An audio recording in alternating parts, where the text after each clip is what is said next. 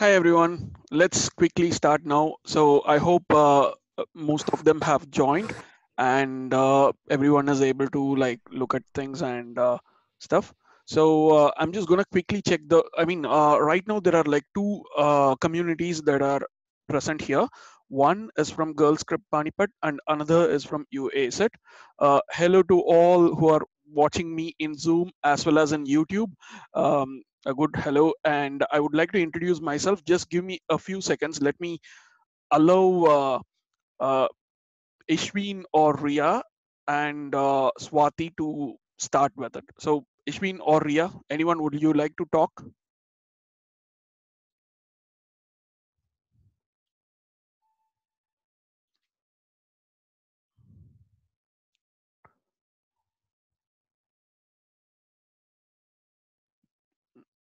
Ishwin, Ria, anyone?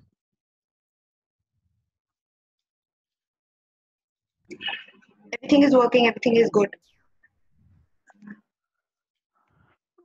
Right. Okay. Right. Okay. We'll ask Swati. Swati, do you want to start something like say hi or something like give a quick introduction?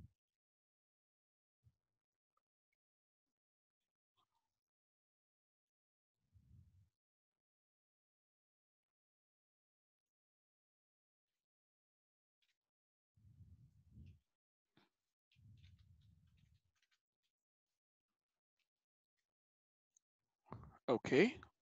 Looks like no one is actually talking, or like, can you try Swati or Nishant or Ria or Ishwin?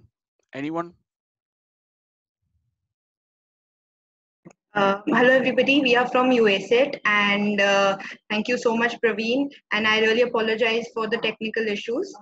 And I think the session will start now, and I hope everybody gets to learn a lot and they can ask their questions from Praveen, whatever doubts they have. And Praveen will also be sharing a link to all the attendees who are interested for the internship opportunity. So I hope you guys enjoy. One thing which I wanted to say is another apologies from my side as well. I was not in a position to prepare the slides, so I just have a few set of slides which were taken from the previous webinars, but I haven't really prepared anything for this. Really prepared any slides for this, but there are like loads and loads of things that we can talk, and the main thing is we need to be a lot of we need to be a lot interactive here. That's the main thing about it, and yeah, I hope this should be awesome. So how about Swati, do you want to talk something from your side, Swati or Nishant or anyone in the panel? Like, okay, there seems to be only Swati and Nishant from GS. Anyone? Yeah, so first of all, thank you so much for this session. It would be really amazing to talk to you. And yes, we are from Girls Trip Panipat. We will hope to learn a lot from you, sir. Yeah, and the link would be sent for the internship part. Has been emailed to every one of you. So yes, just thank you. Okay, awesome. So let's go on a quick, I'm not sure if the slides work really, so I'm just gonna quickly check it out. Are you all able to see my screen? You can use this chat and just get it out. Okay. Right. Okay, great. So let me give you a quick and boring introduction about me. So this is what I currently work with. My name is Praveen, and I'm from Chennai, India, South India, and currently I'm here in London. I did my masters in cloud computing from University of Leicester. These are the technologies that you're seeing that I'm working with, and here's what is I am about. Like, I'm a full stack web application developer. I primarily work on Pern and LAMP stack. I'm also a tech speaker. You can see this, and I'm also a mentor. I'm a Stack Overflow addict. You can see it from my T-shirt. So I've got like 100K plus reputation in my cohort, and like I was also awarded like Microsoft MVP, and I'm still trying one for this year. I'm also a tech blogger and an author. I'm currently writing books on two topics. One is on React Native, and the other one is on TypeScript. Apart from all these things, I'm a cat lover, and these are the things I am working on. The one which are you're seeing on the left side are the one which I'm currently working with, and the one which are on the right side, this was the one which I was working with. So apart from this, when I say I'm a full stack developer, there is no reason that I shouldn't have a website. So this is what I built myself. There is a quick introduction, and there is a something which I where I didn't work, and these are the made up numbers, and this is a quick way of like presenting yourself to anything. So this is one example of how you can present yourself in to companies and other things. So about the motivation of the webinar right now, okay, this is actually for another thing which I did, so I'm going to stop sharing my screen. And okay, so yeah, so the main thing about today is how would you make your best use of your time by you can learn and earn, right? That's what I the topic said, but actually the main plot twist here is how are you going to learn new technologies, and how are you going to earn your reputation by contributing to open source. That's the main thing about. And let's get on with the whole thing. So one thing about the session is like I want the whole session to be completely interactive. So please make use of the chat, and I keep looking at the chat once every few seconds or every few minutes, and we will be making a good interactive session today. All right. So I would like to ask Ishween or Ria, are there any messages in the chat? Because I don't think I have access. Okay, I can actually check out the chat messages in YouTube once. Praveen, we have sent you the link. You can check the YouTube messages.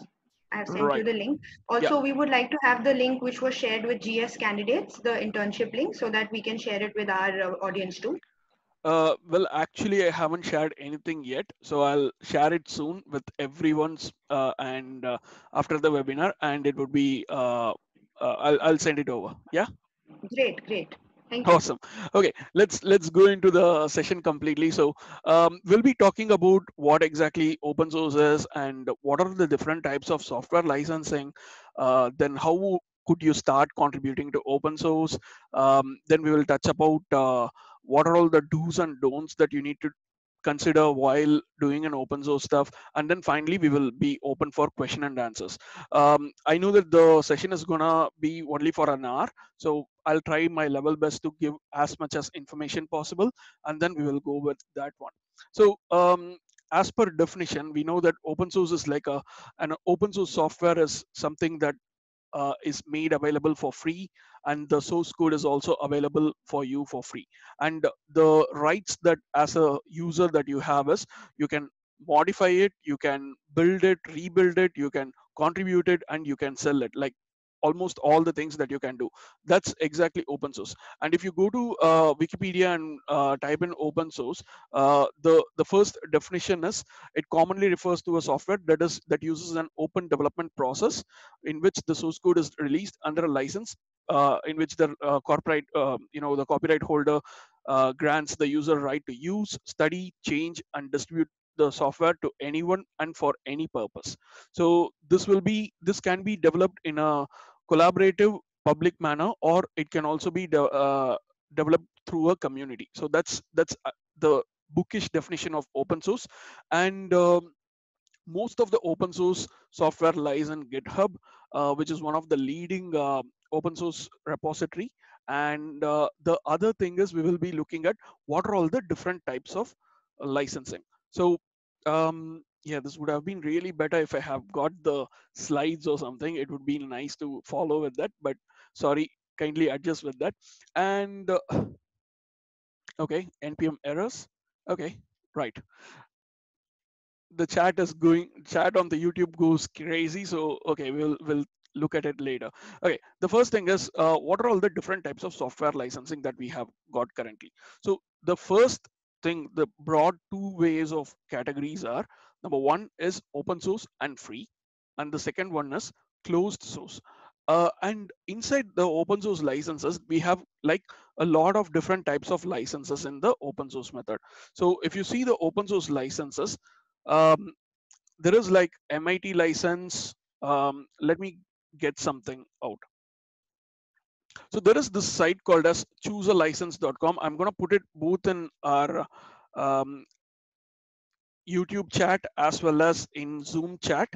So this website, choosealicense.com, will have almost all the ways how you can choose the license. Okay, let me also share the screen and then explain each what does each license mean. Okay, so this is the website which I'm talking about, and there are like different types of licenses are available here. So first thing is, if you want to work in a community, you will be using something like a open license here, and then there will be like if you want something like very simple and you want to go with um, what say you want everything to be like you want to permit each and every category, then you go with simple and permissive license. And then about sharing, there are like GNU GPL, general public license, that is available. And so let's go ahead with look at a lot of licenses. So now one of the most common license, like for example what jQuery and most of the open source software uses, is the MIT license. So MIT license is mainly used for allowing your code to be used in commercial production, so they can make money out of your code. They can distribute your code, people can distribute your code. If there is any problem with the code, you can like start working on it, and in case if you know how to solve the problem, you can actually go ahead and modify the code and send it back to you. And then if you want to use it in your private organization or private school or something like that, you can use it for your private purposes as well. And the only limitations they give is there is no liability here. Like for example, in case if something wrong happens with the code, you're not responsible, and the warranty is very much limited in this case. And the next thing is the GNU GPL v3 license. There are like lots of license here. So here with the GPL license, what you can do is almost the same, except one few things that they are allowing you to do is you can patent the code. Like for example, you are creating something new and you are putting it under GPL license. Then if someone goes it, takes it, modifies it, and then if they try to patent the whole work, that is possible with GPL license. There is, even though the license allows you to patent it, there are a few things that you need to look into. So one thing is, first thing, you need to give a contribution guideline. So for example, yeah, I took the code from this particular person from this repository, and then this license needs to be there. Then there should be, if you are trying to put it for another product or something, the license needs to be the same. And in case any kind of changes are happened, like for example you are changing the license or anything like that, you need to always keep the history of the changes here. So that's about GNU GPL license. Then there is one more very common license, is Creative Commons license. So let's quickly have a look at what Creative Commons are. So there are like these many licenses. Okay, let's go with the different licenses.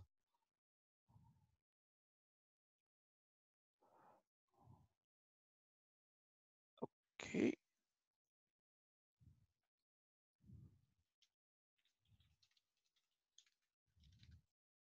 so there is CC0 and CC1 and CC by SA. So there are these types of licenses are there. Okay, so here's are the license. So the first type of I'm just trying to find out the best place where I can get the list of licenses. Just give me a second. The whole website has now changed.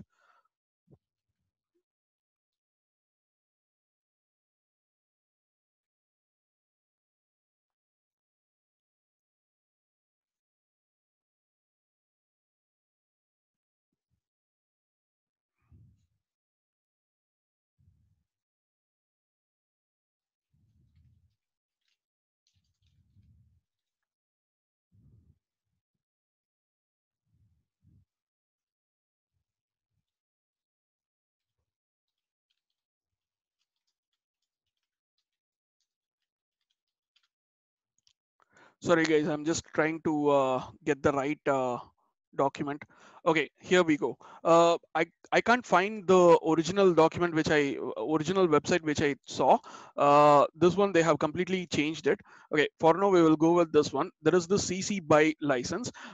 This is one of the most accommodating license. Like it is most permissible license. You can do whatever you want, and even give you the like you can even make money out of it. All these things are possible. The only problem with this license, or the only place where we should be telling that is like you need to make sure you are crediting the original one.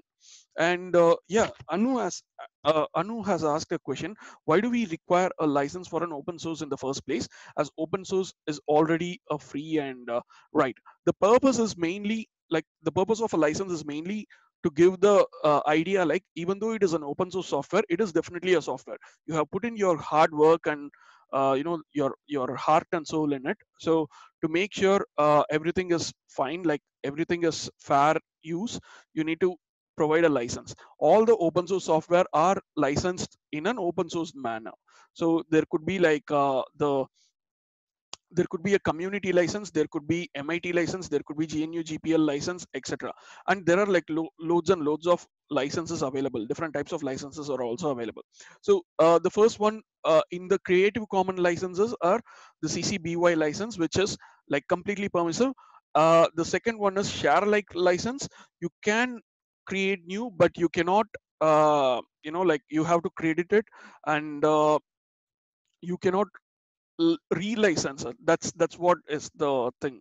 Then there is this no derived license, where you have to make sure it is non-commercial purpose, and it should also make sure that whatever you have done, your original code is unmodified. That's the one about the CC no derives license. You cannot make a derivative thing out of it. The final, the other things are like non-commercial license, where you can use the whole code for yourself, but it should be another open source software. So this is the difference where it comes. Like when you're providing it for an open source way, yes, you can make sure that you have the software with you, and you are allowing others to bring in new items, like they can modify the software, they can add new features to it, but at the same time they are not allowed to sell the software or make money out of it. Like for example, if jQuery is based on non-commercial license, not many of these websites, like let's say even Bootstrap is free. Like there are a lot of websites, commercial websites, that are using jQuery in the back, right? So you can't use them. Then finally you have this NCSA license, which is like completely non-commercial use, only for non-commercial use, and it has like so many restrictions. So these are Creative Commons licenses. And quickly looking at the chat, yes, personal portfolios and personal websites do not really require a license to be added to it, because it's like a complete product, right? So technically speaking, it's a product. And other than that, let's see the other licenses, I mean, like, other questions. um okay, I don't think there are any more questions in the chat section or the comments. Okay, let's go on with the different types of licenses. And yeah, so these are things that we can do and we can't do with these licenses. And then there are this closed source products. The best example is Microsoft Windows. It is completely closed source, right? So then there are multiple examples that I can quote, but in the closed source license, you cannot obtain the source code yourself. That's the only problem with closed source. But there are like 4 different types of closed source items, like closed source licenses available. First one is obviously free license. So free as in the beer. Like if you go out and get a samosa, or like idli or something like that, that's for free, right? Like free as in that. Okay. This particular free license, what it does is it allows you to use the software for free for unlimited number of times and unlimited days, and like there is no restriction. It's a free software. Literally what it says it does. That's the first thing. Then the next thing is a shareware software. So there are like there are these types of software where there is like shareware, trialware, annoyware, etc. Not to be confused with the malware one. So malware is something totally different. So shareware, annoyware, and trialware, these three types of software, they they come as a trial period. So you can use the full version of the software for, let's say, 14 days, and then after that, either the software stops functioning, or it will make your system, like, it will reduce the functions. Like, for example, if there are like 10 things the software can do for the first 14 days, it will allow all the 10 things to be done. After the 14 days, it will either stop working, like none of the things work, or only like three things will be possible, unless and until you need to buy a license. License will be in, like, when you pay for it, you can either obtain it as a license key, like a key number that will be given to you, like a password that you need to apply on your computer, and then it becomes the full version. Or the other way is to, like, go online and activate it. Then there is this thing called as freemium software. This is almost similar to shareware, but the catch is you have all the possibilities, but you can use it only to a limited extent. The best example I can say is, let's say we are using Gmail or any of these web-based emails. So Gmail allows you to purchase additional storage for like 1,500 rupees per annum or something like that, or 150 rupees per month. So that way, what they are doing is they are giving the complete software for free for you to use. At the same time, they are also having their own uh, model of making money. What happens is they will be charging the paying customers, and they are giving more features to them. Like, for example, if you are a free Gmail account user, you will be getting like 15 GB of storage. Whereas if you are planning to pay some more, like 1,500 rupees every year, you will be getting like 100 GB of storage. So that's how Gmail works. That's an example of freemium software. Finally comes the commercial software. I know a lot of people might be using Windows in your home, but when you try to buy that, when you are buying the laptop or desktop, you will be paying a part of the money to the commercial software vendors, where what they do is they will install the original authenticated version of Windows or Mac, or the price comes with the software price as well. So and there are like other websites or other products, like, for example, there is Photoshop, there is Microsoft Office, etc. Those things you need to pay and buy, and they will be giving you the full version of the software, and that's called as a commercial software. These are the different types of closed source software that are available. So let me quickly take some time to check the questions on both YouTube and Zoom. Just a second. Okay, Anuj, to contribute, I'll come. That's the next topic. I'll be covering the contribution topic. Then please tell us about open source contribution. How's okay? Fine. I'll be telling about that one in the next one. Okay. My LinkedIn link. A lot of people are asking for my LinkedIn link. So here's my LinkedIn link in the chat in YouTube, as well as in the Zoom. Yeah. So for the internship purposes, please connect with me, and yeah, I will also give a special registration form to the to both GS as well as USET, and they will be able to send you a few things. And yeah, I'll talk about that soon. Okay. Coming back to our topic, contributing to open source. This is the first thing that we will be looking at. Okay, so the first thing I want to ask you all, why should you contribute to open source? Please put in your answers on the chat message. So let's quickly have a look at what everyone is thinking about it.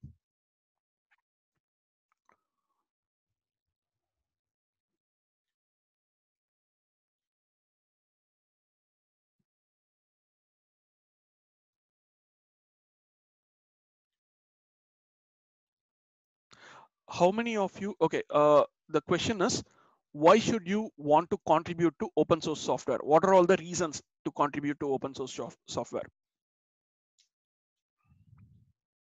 Okay, one answer, you can learn a lot, which is a good thing. Yes, increases our credibility, builds our reputation. Great.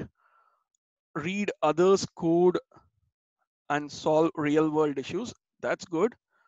um, Gain more knowledge, increase our skills, like a portfolio of your work.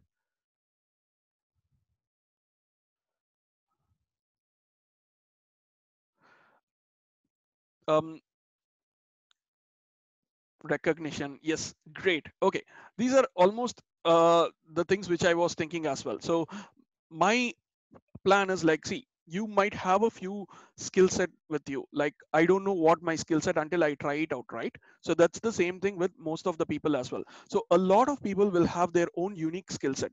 You have to discover what is your skill set. That's the main thing, right? So you can develop and test your skills by contributing to the open source community. So this one is really a good way of like trying out a new thing. So let's say you are learning something new. Let's say you are learning React JS or something like that. Sorry, that was a mistake. Yeah. Let's say you're learning something like React JS or something like that. And if you want to try something, try to do something like gain your confidence or something like that, what you can do is you can try to create a new software out of it or a product out of it. Starting with all the basic Hello World applications, anyone can start working on step by step to create a full-fledged application. For example, I started with Hello World application and tried to build a huge something like a Facebook style application myself. This is what I did. And the second thing which I tried is the way I try to look at build myself or build my confidences. Already there are a lot of applications out there, right? So you have Twitter, you have Gmail. I'm being too ambitious by telling like go ahead and try to build your own Gmail version, your version of Gmail, which is super crazy. But a fun fact is, I created, I recreated the whole Facebook for workplace in my dissertation, and that was also recognized by Facebook. This is what happened in my chance, like in my dissertation. So this is something which happened. And the next thing which I would suggest is, okay, let me quickly have a look at the chat as well. Nice. Yeah, there are like really nice comments are coming in. Expand knowledge, exposure to real world projects. That's one of the good things. Familiar with real life problems and large code base. Work according to our skill set. But even that, and one thing which I would personally like is like recently is um, teamwork. It really builds a teamwork. So right now, when you start go out and start working on a open source project or something like that, what happens is you will be able to what do you call this, like you can't um, you need to work in a way like where you will be able to work along with other people who have difference of opinions as well. So teamwork wise, it's going to be a good one. So that's one thing is there. And the next thing I would say is stay on top of what's new. So when you consider JavaScript, it's gonna have a lot of new things are available. Like whatever happened yesterday is going to be obsolete today. It's that way. And JavaScript is one of the coolest languages. What it does is it's gonna what do you call this, it's gonna embrace the change. Like change is the only thing that doesn't change or something like that. Just a second, someone has asked for the YouTube link of the live link. Hey, it's gonna be the same thing, man. It's the same thing. Like whatever you're seeing in the Zoom, it's the same thing is getting telecasted in YouTube as well. Right. uh, Coming back to our topic. Oh, can I use this also preparing my business mail? Govind, I'm not sure what exactly this means. Can you be a bit clear? Okay. The next thing is career upgrade. So if you want to make your career go further, like for example, let's say we are all working in a particular company, or maybe we are all studying in one particular institute. So what happens in most of the times is we are all limited with the list of whatever we know, right? So our syllabus is like extremely like boxed out model, and we can't there is no option or there is no chance for us to explore new things. For example, when I was studying my 12th standard, I wanted to learn something called as ASP VB script, but instead of that, the I couldn't get anything more than the Visual Basic, because the Visual Basic is what uh, I liked in my 6th standard, and I started with my Visual Basic 6 for beginners. And I was able to create something nice, like a small encyclopedia. And I really liked this one. And within 2 years after 6th standard, in my 8th standard, I started learning on ASP VB script. Then moving on in my 10th standard, I started with PHP and MySQL. So it went on like that. But in my 12th standard, when I thought like I wanted to learn something on like from the from my computer science professor or something like that, I was not able to do it because they are also bound by the syllabus, right? With that being said, um, we can go ahead online now. Right now, it is the age of sorry guys, just give me a second. This is the age of digital time, and everyone has an access to internet, and everyone will be able to go out, explore things, and then try out on their own. This is the main reason why we are conducting a lot of webinars and platforms, and we are able to go ahead and reach out a lot of things. The next thing which I would say is we have a lot of new things that we can learn. For example, um, recently Vue.js is coming up, and there are loads and loads of new opportunities are coming up. Like for example, Rust is a platform that's been recently they started like a lot of new things, new applications are being built on, and a lot of companies are looking for people who are working with Rust, and this is one of the best times for Rust, Go, etc. to get on top. Get on top of it. Like if you know Go or Rust, you can land in big paying, high paying jobs, because not many people know these languages. um, then the next thing which we will be we are more interested on is giving back to the community. Okay, so a lot of people would have learned a lot new things from YouTube, from webinars, from open source code. GitHub itself is a huge learning platform nowadays. So when, let's say, you want to build some kind of a product and you see that there is an open source product out there, what exactly GitHub does is it has this version history of every single project and product, right? So you can actually go back in time to see how this whole product was built, right? So with that being said, you can actually learn from it, right? So that's the beauty of having working with an open source project. So you will be able to learn how these things are built from scratch. Then you can also become a part of something. Like for example, um, let's say we have got um, okay, one thing which I can say, like there is Girl Script, there is UASet, and there are different other communities out there, and there are a lot of people trying to get into the community, and they will be studying further, right? Like there are a lot, I mean, like there are around like 100 people right now sitting and listening to me, and everyone is interested in learning something new, like learning a new language, learning how to learn something new using open source technologies or something like that. So this way you can also find new friends, and then you can join this whole community, and you can build something tangible. That's something which we can do.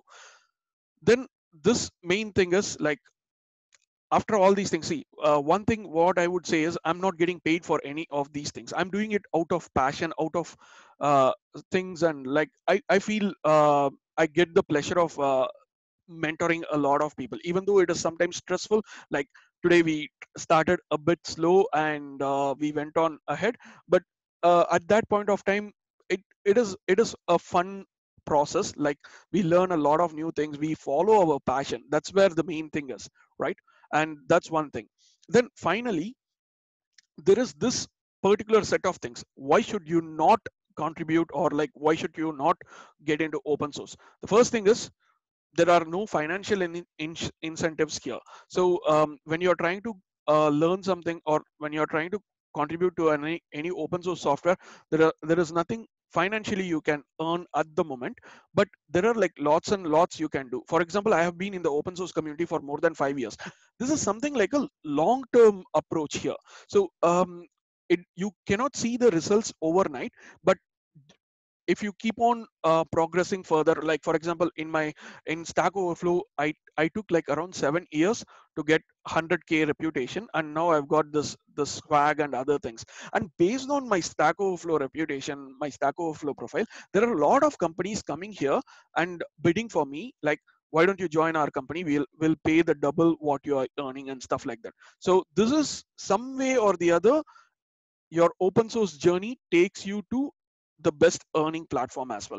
So that's one thing. And one more thing which I would say, because most of them here are students, I did not get a chance in my college time or in my school time to do a lot of things in online and get myself out there. So if this is the right time and like the scenario here, since we have got this COVID situation and there are a lot of things that you can do here, so this is the right time. What you can do is you go ahead, check out a lot of try to contribute your time and learn, and try to contribute to new projects, try to make something like valuable for others.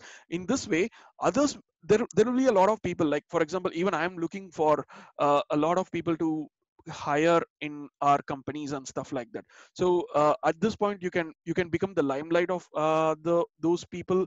Either it could be recruiters or experts or tech leads.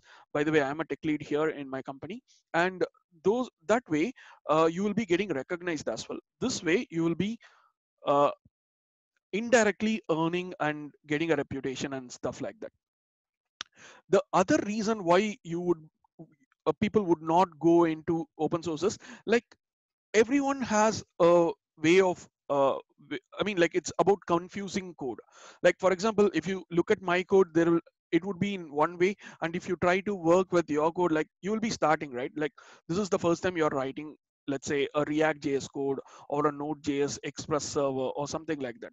But the moment you see already existing code which has been developed like for like what 2 months or something, the one part about open source or any kind of like programming is it easily becomes a huge mess. Like today you plan to write one let's say 100 lines of code.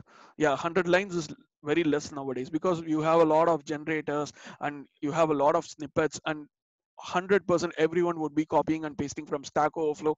There are like loads and loads of things, and easily the lines of code will go more than 100 a day. So in that case, let's say a project that was started like 2 months ago, 60 days ago, every day one person is contributing 100 lines of code, which becomes 6,000 lines of code by one person. And if imagine there are like 10 people doing the same thing or 15 people doing the same thing, it easily goes more than 1 million lines of code, right? So the code size becomes so big and so messy that you might find it really intimidating, like, should I go ahead and try to work on this code or not, something like that. Those kind of um, like problems might occur. So we should be avoiding those things. You don't need to worry about immediately, like, okay, why is the code so huge and stuff like that. But instead, what you can do is like try to understand the code.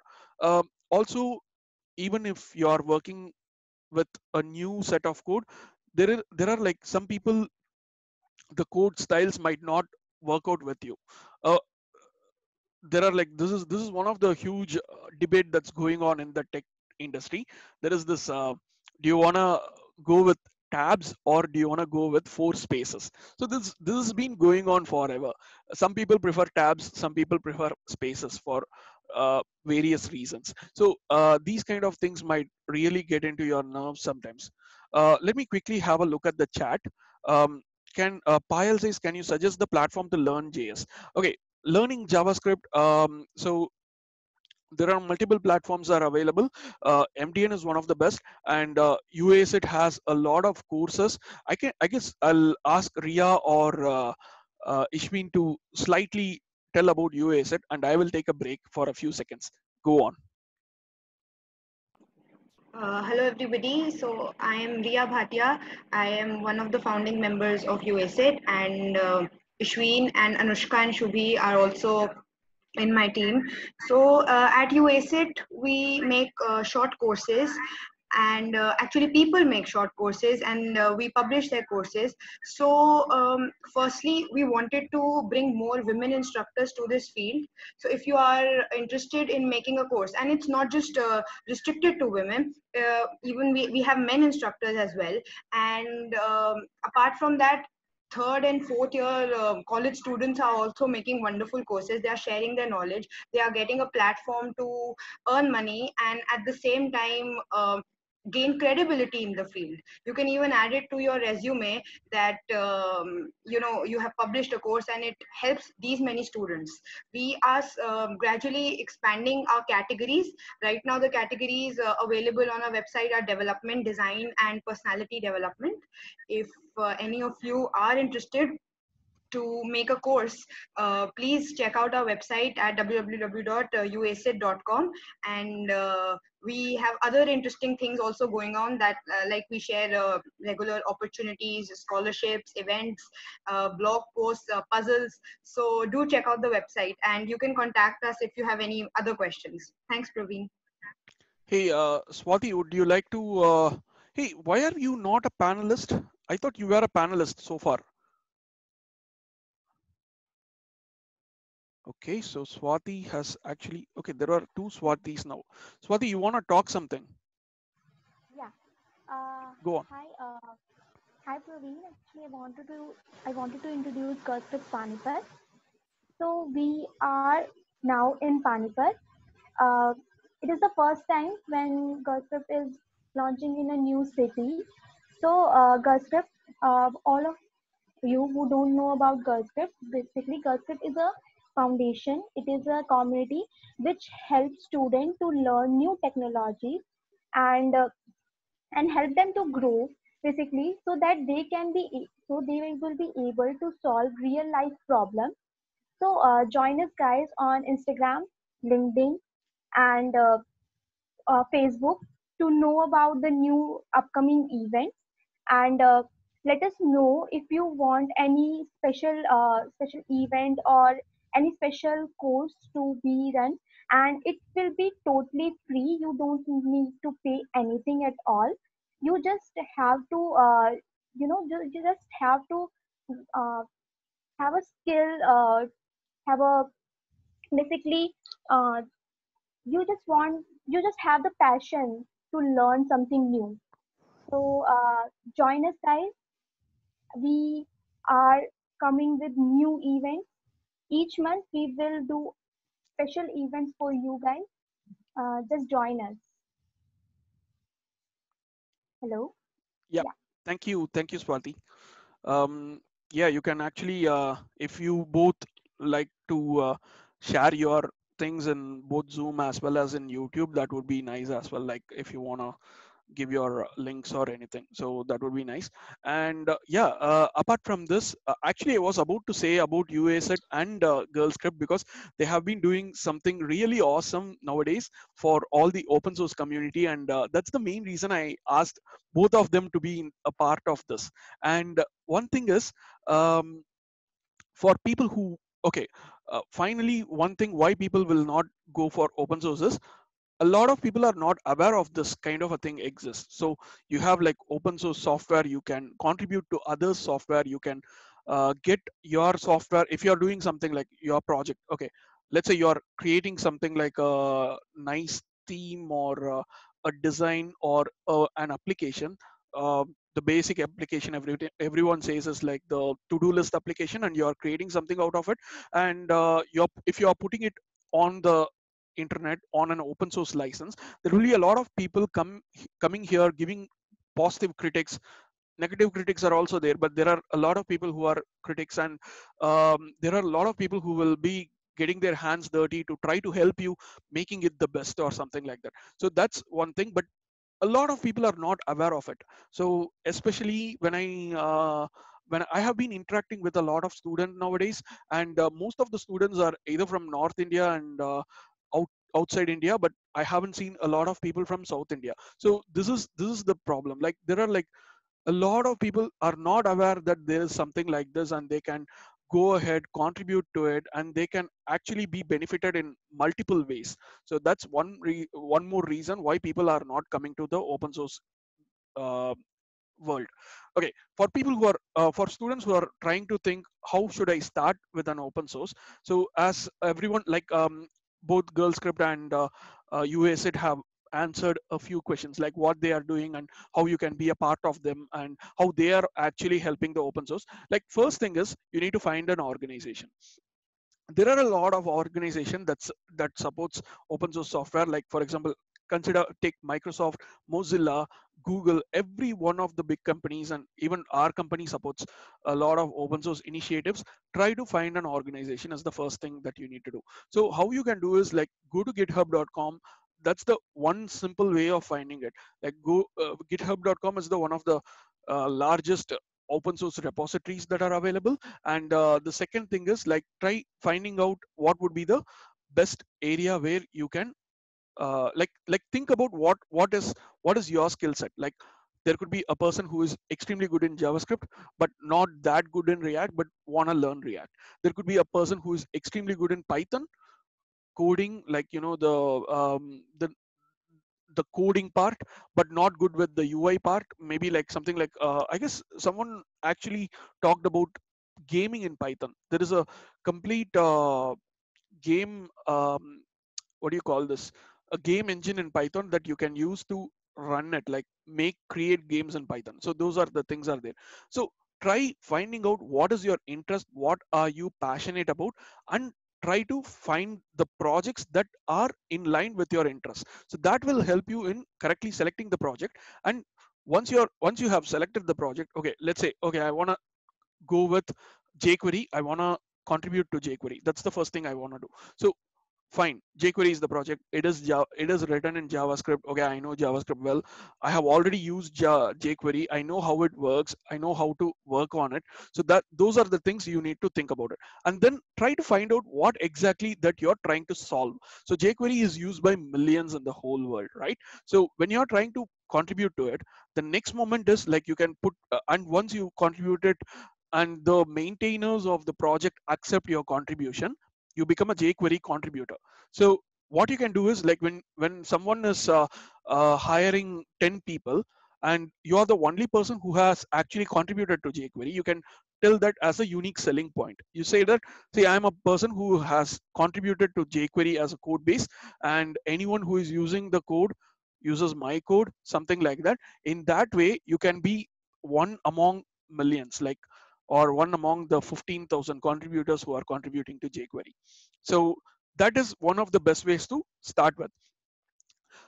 What is the, okay, let me have a quick look at the chat messages. Okay, Payal, I hope your question is answered. Like UACIT has provided a lot of different ways to learn JavaScript, the basics of JavaScript. One good thing about UACIT and Girl Script is all these programs are run by people who are in their second years, third years, and fourth years. That's what I believe. And Ishwin, quickly say what year of you're still studying, right? Ishwin and Ria, both of you. Uh, no. Yeah, we just finished college this year only. So technically in the final year, but we are about to start with our jobs. Perfect. So yeah, so they are from final year. And Swati, Swati Ja, which year Yeah, are you? actually, I'm in third year right now. There you go. So it is by a student and for the students. It's like it's good, right? So this way you will be knowing like how I mean they will know the pain of students. At the same time, they know how to teach the students as well. Like it's going to be like between the students. Like I'm a professional. I have got about like 10 years of work experience, and I've been working with all these things in for about like a decade time. And when you come and ask me a question, I may be able to explain nice way, but at the same time, I'm not sure if I will be able to explain in such a way that how Ishwin or Swati or Ria will be able to explain you, because they're all in your own age group. And back in those days, I was not able to do all these things like this, and I did not get a chance really. And because one thing is, back in those days, I didn't have internet as how it is now. I've got a 100 Mbps internet right now, but that was not possible back in those days, right? So that was one thing. And again, other than that, um, let's see how we can contribute to it. Okay, so you found a project, you found something like um, let's say, okay, I did something, right? Like I found that jQuery is the one which I'm gonna contribute to. So there are a few things that you need to make sure you think before you need to contribute. Okay, so these are like, first thing is check the contribution guidelines. Most of the open source documents or most of the open source projects and repositories, they have something called contribution.md file, which is, MD stands for markdown. And most of these repositories will have a readme document with a contribution guidelines document. Make sure you try to learn it fully. Then the next thing is, try to build the whole application on your own. For example, if you are trying to check out a project or something like that, for example, you want to try to contribute to this particular application called as fan checker or something like that. That's something which I was using like long ago. Or maybe Typora. Typora is one of the famous closed source application which I wanted to contribute to, but it's not open source. Let's say we have a Typora clone, okay, and I want to contribute to it. First thing is, try to build the whole code on your own, like which means I'm not asking you to do it from the scratch. Don't create another product like that, but just download the source code and try to rebuild it, like rebuild it locally in your computer, see if it works. That's the first thing. Then try to go through the code and understand how the program works. So it may be written in JavaScript, or it may be written in Python, or it may be written in Java or C++ or C sharp. Make sure you understand how it works. Like try it out yourself, make sure it compiles fine, it works. And then once you do that, identify one particular problem. So a lot of the source codes, like open source programs and repositories, they have this particular thing called as issue list. Like there will be one particular issue, like there will be one particular set of issues which are tagged with good first issue and beginner issues. Try to go with that, understand how things are happening there, and try to start small, gain the trust of the maintainers. And once your first or few commits get merged, then start with bigger ones, and make sure, try to be polite when you are dealing with the maintainers and stuff like that. There will be like, let's say if it is jQuery, there are about like 50 to 60 maintainers, and there are like thousands of pull requests that comes in every single day, and maintainers tend to get rude at times. So try to be polite in that kind of scenarios. Once you have completed, just take only one part of the code which you want to fix it. That's the main thing. Make sure you're doing the minimal verifiable reproducible issue, and then you're trying to do the minimal code change which clearly documents that, okay, this is what the problem is and this is how I fixed it. Generally you don't need to say everything about the fix, because whenever you're trying to submit a fix, it will show what all the things that have been changed. And there could be like something like a test case that you might require to write that, give a documentation of what exactly you fixed it, and if there are any relevant screenshots that you can send it, that would also help you in getting the whole thing merged. Then finally, um, how other ways, in case if you are not in a position to contribute to the code, what other ways you can contribute is, you can actually file an issue. Like, okay, so I'm using this project, I'm using this Typora as a markdown. Oh, I'm using Zoom here, and there are a lot of people who are not able to check out, like, what should I say, um, let me quickly go to the comments as well, just a second. What to choose between Bootstrap or Materialize UI? Which one is best? Okay, both are actually looking really good in this case, and uh, Bootstrap is gonna be like what do you say? Like this is the go-to thing for everyone, and Material UI is it's Material UI, Diksha. It's not Materialize, or maybe if there is anything called Materialize, I'm not sure. So Material UI is by Google, and they both are like competing things, and it all depends on the features that you want to use and the know-how in it. Like for example, if you are experienced in Bootstrap, go with Bootstrap, and if you are experienced in Material, go with Material. It all depends on the project as well. If there are a few components that are there in Bootstrap that works with your application, then go with that. Or if there is some nice components that already works with that are already built and it is there in Material UI, then go with that. And roadmap of web development, I'll definitely discuss about that. And looking at the Zoom comments, I have a question that I want to learn some language very well, and after that, I want to use that language in a project totally. So it's only done by practice, or some help is needed. If help is needed, how can you do? I mean, like, okay, this is a nice question, Pile. Okay, so what it is. The best way to learn something is by doing things. Like there are a lot of tutorials you can see in YouTube, you can see in Pluralsight, Udemy. I mean, like not only there, lots and lots of tutorials are available. There are a lot of blog posts available. There are so many things are available. The way you can learn something thoroughly is by doing it. So you will be learning something. Like for example, there is also one more course coming up from my side. It's I believe it's going to be a free course. I believe, I'm not sure, on UASet. And if you try to look at my course there, I'll be explaining everything in a nice way possible. You will be understanding everything, but it will not stay with you until and unless you try it out. That's the first thing you need to do. And another thing is, yeah, Swati is asking about. Actually, you can tell about GSSOC, right? So I'll take a few seconds of break. Swati, you wanna go ahead and talk about what GSSOC does and how can you be a part of it? And by the way, understand that it's not going to happen this year. This year GSSOC is over. Next year is what you can do it again.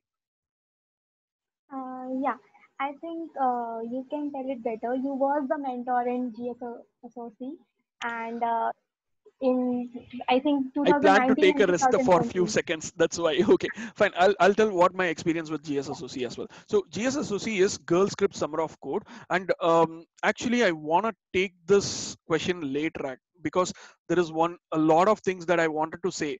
So once you so the next topic which I wanted to take was like about open source programs. But before that, I just wanted to clear one single question that was taken in YouTube. I want to share my screen quickly. So there is one thing called as roadmap.sh. So roadmap.sh is one of the best tools that I have seen in the recent past, which is curated by the community, where if you want to learn something, like you want to go into a front end roadmap, or you want to go into a back end roadmap, or you want to go into a DevOps roadmap, these are the three things that are like perfectly available. Then there is Android roadmap as well. So let's say if you want to become a front end engineer, what you want to do? So there is like you go with this you go learn about what internet is, what DNS is, what are all these things, and these blue ticks are the one which is the personal recommendation. This is the first thing you need to go for, and there are like alternate options available here. So these are the other things. Like then you go with HTML, CSS. Inside CSS you need to learn the basics. Try to do with stuff. You need to play around with layouts. Responsive design is one of the good things that you can do.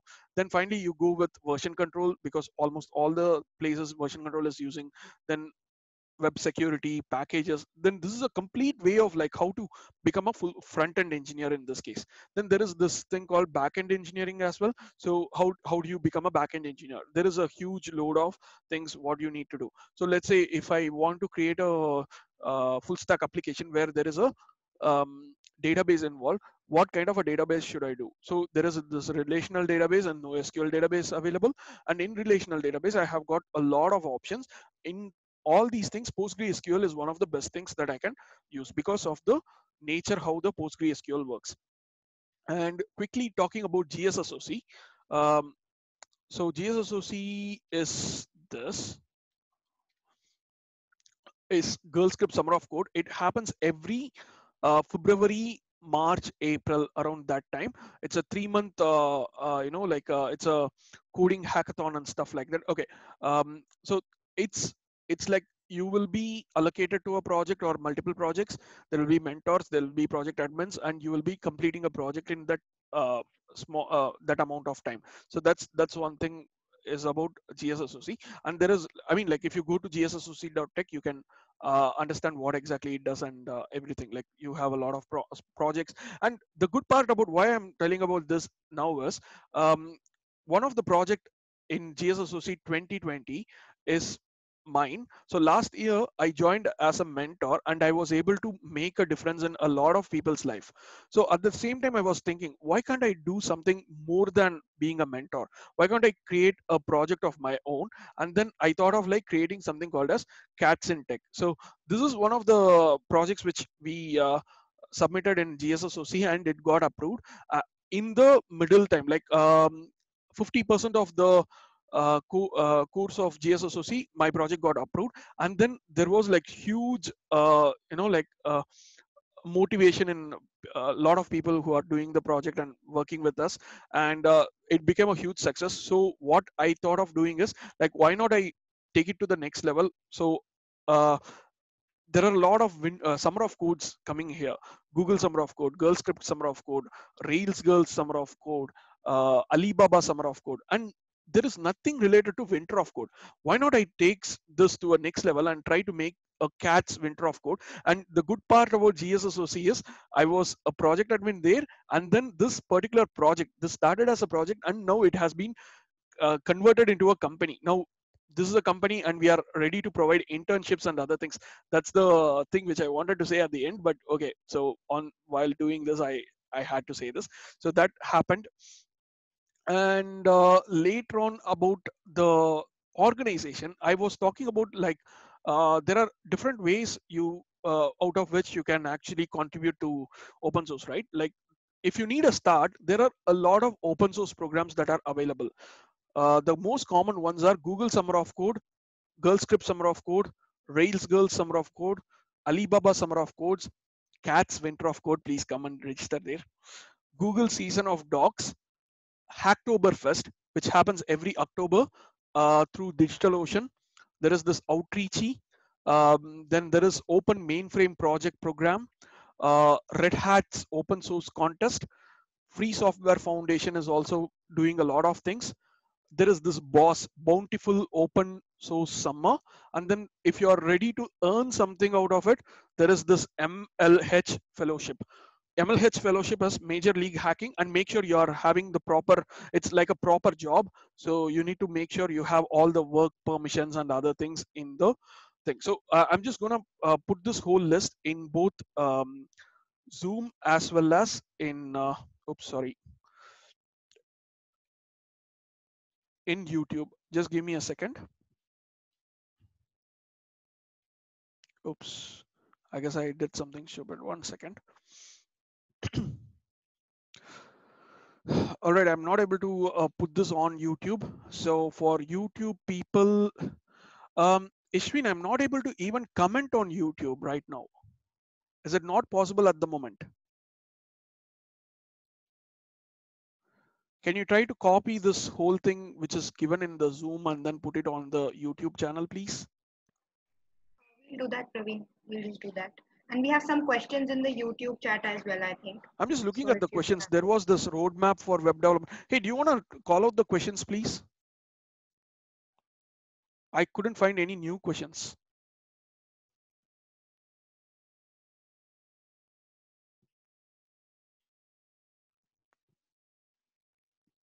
In case if I have, yeah, Diksha and all others, Cats Winter of Code has not been still opened up for everyone to be registered. So just give us some more time. We are in the planning phase and we'll be opening it up on September 2020. So until then, please your patience is appreciated. It's our first time, so I'll be learning from both USET and GS for how best we can organize something during the winter time. So it takes some time. Please bear with us. And yeah, any other questions that are pending, please?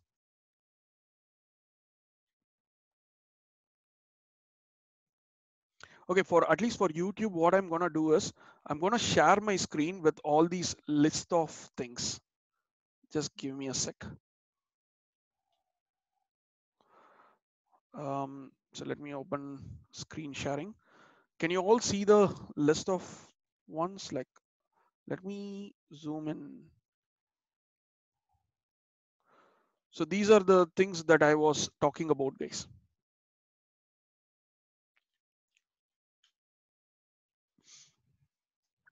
That's the whole complete list of things that I have uh, thought about, and that's the thing.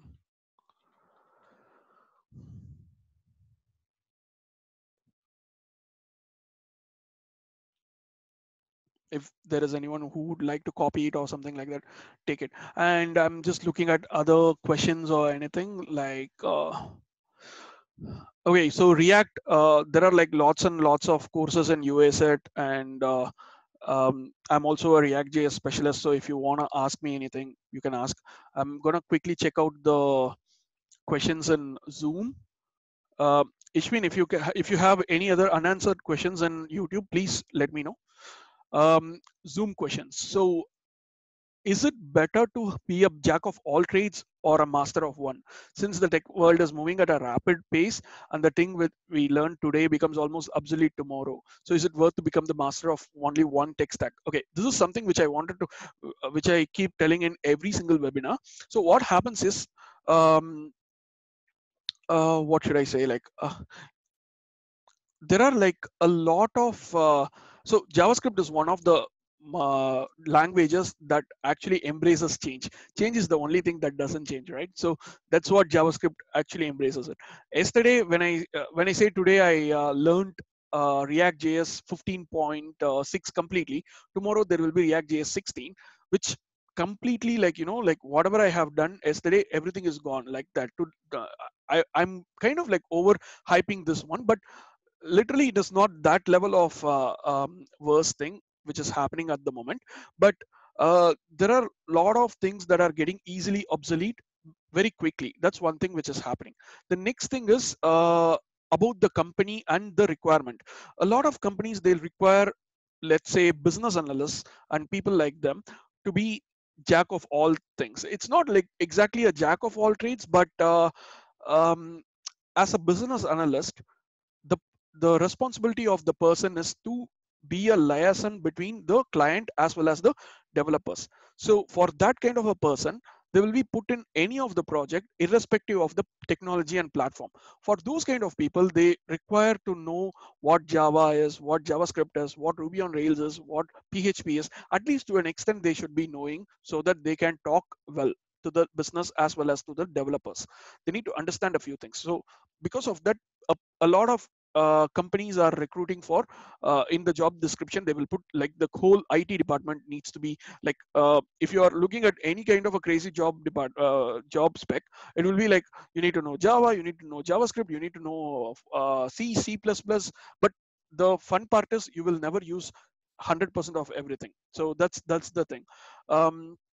I would personally suggest to follow your passion. In case if you like to work on one particular thing, just go with that. Okay, that is the main thing. Personally, I would like to stick with React and Node, nothing else apart from that. And even though TypeScript, if I know TypeScript and if I work on TypeScript, it will be really beneficial for me in terms of compensation as well as better prospect. But I would stay with JavaScript alone because I like to do it. I love to do it. I'm passionate about it. So that's what matters, right? So when you're going to the office on Monday, how would you like to go? Yes, today is Monday, I want to go, or I hate Mondays. So don't be the Monday hater. That's what I would say. good platform for learning web development. I don't know who asked. There are like loads and loads of platforms. Talk to me in person through LinkedIn or anything so that I can advise you based on your requirement. Thanks, Anu. It's Pygame. Yeah, Pygame is the one which I was talking about, and that's the platform where you can code Python and using games. Then the last question in Zoom is it necessary to learn the skills or technologies in the 4-year time span of engineering? And this can be learned during the working in tech industry. Okay. When you find time, try learning something new. It should come by passion. So suddenly I saw something like suddenly Anu was saying about Pygame. I'm more interested to learn about that, so I'm gonna go and learn it. In my previous webinar, someone pointed out that there is something called as Phaser, which is a game engine for JavaScript. I'm still in my mind's like I want to go check it out and stuff like that. So that's one thing. So it's all about your time management, and whenever you are feeling the mood to learn, just go for it. And Janil from YouTube, how can we get job opportunities from open source projects directly? So there are a couple of sites which I would like to say, like for example, let me share my screen again.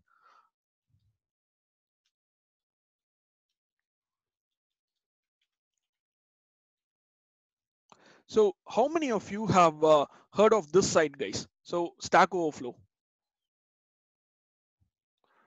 Put it in your, put it in the chat. Like, oh, it should be questions. So this site, how many of you have heard of this? How many of you have seen this? I'm just quickly looking through the Zoom chat as well. Please send the updates. YouTube questions, how can you get job opportunities from the pro? Okay, I'm actually answering the YouTube question right now.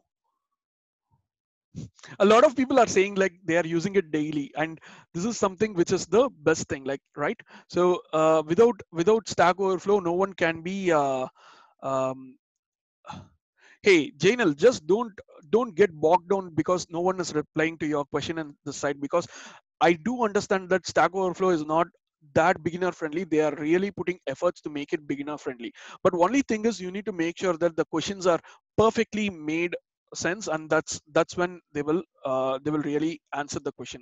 So this is a problem with everywhere, like it's not only with Stack Overflow, but anywhere when you are trying to put the best questions, definitely that gets answered.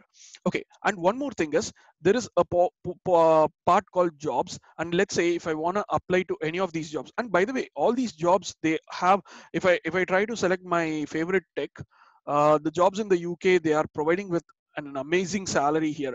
I know I shouldn't be talking about salaries at this point, but yeah, I'm just gonna quickly check if I'm open. I mean, like if I open up a role, let's say this is one of the opportunity which says React.js, Node.js, JavaScript, React Native, and TypeScript, and that is providing me with a salary of like 85 lakhs per annum, which is actually huge even for people here. If I try to do an easy apply, I really don't want to do this. Okay, fine. If I try to do an apply here, what happens is the whole complete Stack Overflow profile will be sent along with it. So I really don't want to apply at this moment, but yeah. So when I try applying it, so Stack Overflow, when you see this again, if you notice it, let's go for the tags or something like public Stack Overflow questions. Yes, I acknowledge all these things. Did you see, did anyone notice this one? User contributions are licensed under CC by SA revision, whatever it is. Yeah. So this is the main thing, guys. So CC by SA is the license for the content that you post on Stack Overflow. So they are all open sourced license. So whatever you put in Stack Overflow or by default becomes open source. And this open source is also an open source contribution, not just GitHub. So these contributions will kind of like try to attract the employers, employees, tech leads, and stuff like that, and they will be able to find you that you are a right person for this company, or like the particular thing that they are hiring for, and you will be getting it through that. And looking through the questions again, so Ishmin has sent a lot of links from USET. and that's one thing. And then in the right, okay, so Sneha Gupta has also said a good information on the YouTube chat.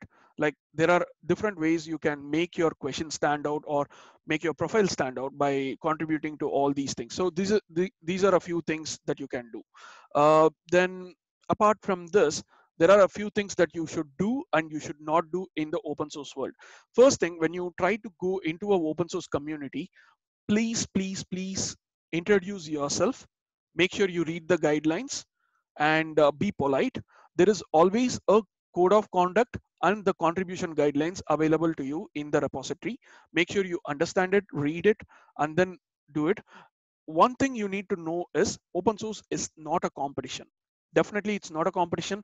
If you are thinking of like, I want to earn to by doing these things, don't come to open source, because open source is for like, out of your passion you need to do it.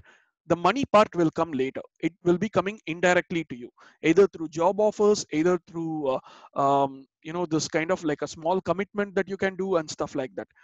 Then once you're inside working on an open source project, please ask for help. It's understandable, appreciable that everything cannot be done on your own and you cannot do everything as well. Okay, so please ask for help. And one thing is, you be confident. You have to be confident in while you're representing yourself, but make sure you're not being overconfident. That is something which always is there. Have a open and clear mind when you are trying to participate in it. Don't judge anyone. Like, I mean, like mentors like me, I'm also a mentor in a lot of different communities where I get paid. I do it voluntarily, and I try to teach people.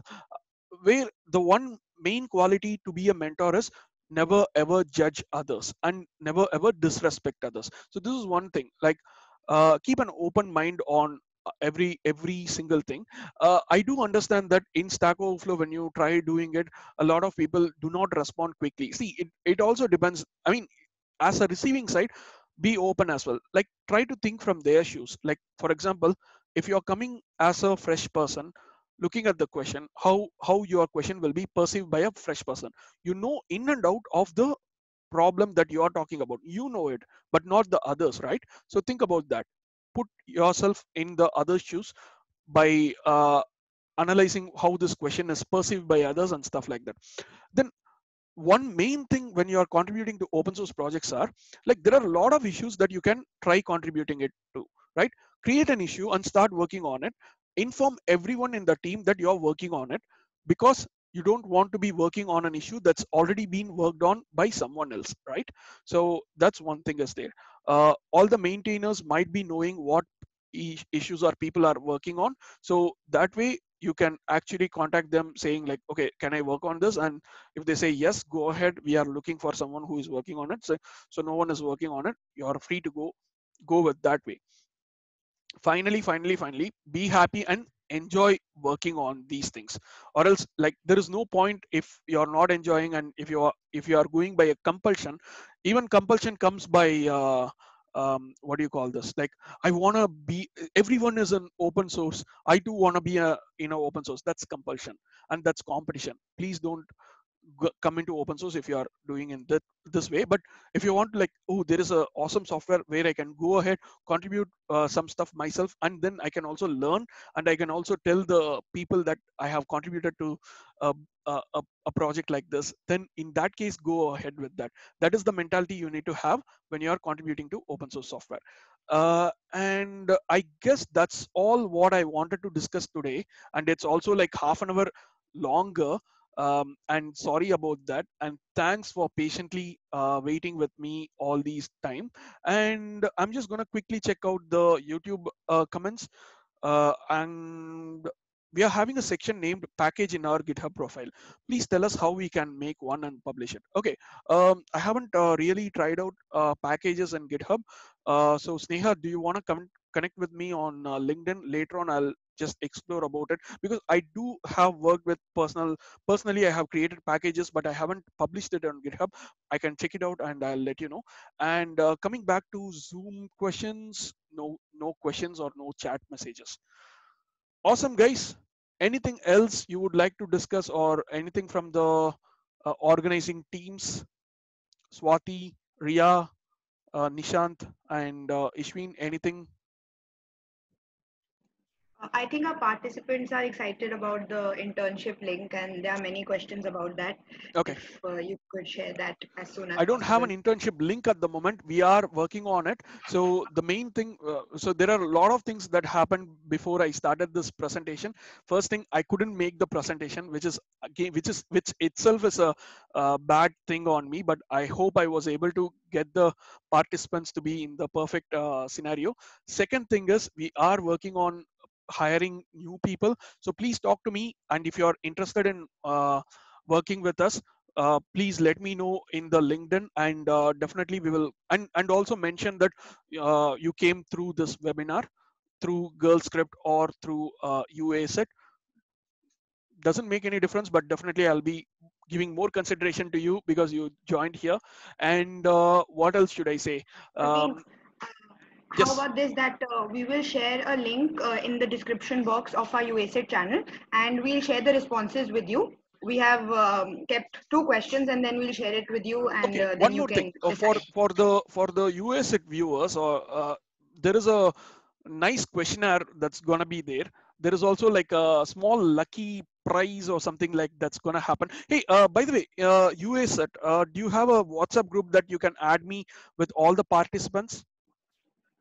Yes, we can add you to the WhatsApp group. We would require an hour for that, but as soon as the webinar gets over, we will make the WhatsApp group and add you to the group. Okay, super guys. So I'm a part of the WhatsApp group that's provided by Swati and team through Girl Script, as well as I will be a participant through for the WhatsApp group provided by Ria and Ishween in UASET as well.